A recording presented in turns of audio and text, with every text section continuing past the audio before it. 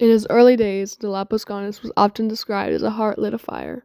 He was born with his face split in half, causing many in Olympus to exclude him. He often sought refuge in the human world, observing them and their culture. He found it comforting to see their sense of community, one that he had never had in Olympus. His mother, the great goddess Aphrodite, often disapproved of his escapades to the human realm and told him it was below him, and often forbade him from going, though he did not listen.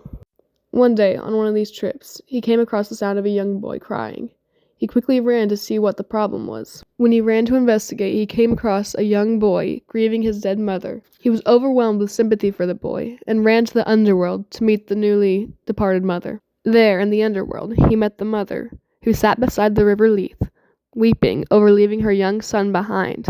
Dolopos convinced her to step into the river Lethe and that all her sorrows would be fixed, and she would be reunited with her son. She stepped into the river Lethe before her, and her soul was reincarnated into pure energy, which Dolopos grabbed and held captive within his metal birdcage, taking her soul back up to the overworld. Dolopos Ganas took that soul back to the overworld. There he shaped the soul to bear the same face as the son the mother had left behind.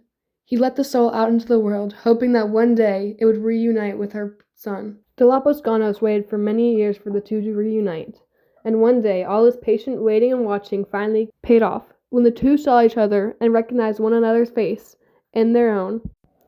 And although they showed no memories of their previous life together, they were now able to finish the one that was so sadly cut short in this one. Dolopos Ganas continued this task for many years to come, reuniting souls after souls after souls after souls. But after seeing so many people meet their match and find their missing loved one, he grew sad and disheartened, knowing he had never felt any love nor compassion like that. He suddenly quit his reincarnations and disappeared where nobody saw him for many, many years.